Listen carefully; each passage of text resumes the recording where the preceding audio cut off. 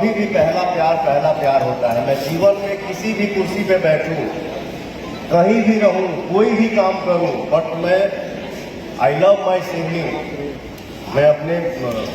मैं तो सिंगर हूं ही नहीं, मुझे कुछ आता ही नहीं है। मैं बस बोलता हूँ ना कि मुझे जो कुछ भी आता है, मैं संगीत में कुछ नहीं सिखाऊंगा।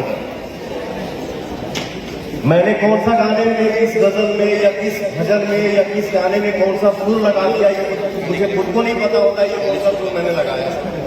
मैं जो कुछ भी गा पाता हूँ आप सभी के आशीर्वाद से।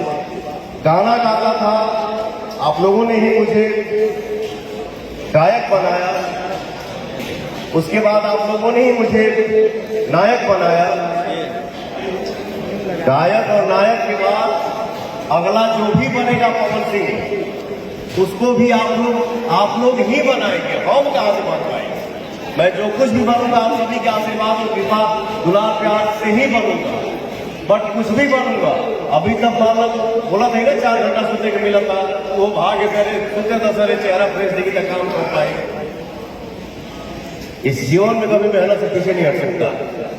मैं किसी भी लाइन में रहूं, कुछ भी करूं, हर जगह खड़ा मिलूंगा, बट अपना काम कभी नहीं छोड़ सकता।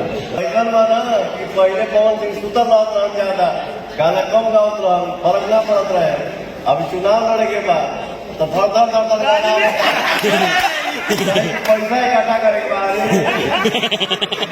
के तरफ प्यार और दुलार की सब पटी हमारा भी बात कि आज के समय में कोनो चीज, कोनो काम या पूजा पाठ करे खातिर पैसा खोजे के बाद तो हमारा पैसा आवा भैया ये पागल कहेंगे ठीक है।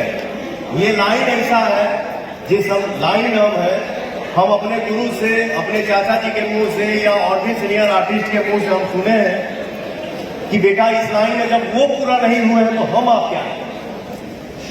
तो ये कुछ भी कर ले, कितना भी बिजी रहे, बट ये इसमें एक स्थान खाली है और खाली ही रहेगा, जिसका हमेशा रहेगा भी। तो भाई कहा बड़ी गाना होता 10 करोड़ इकट्ठा करे के बाद ठीक ना।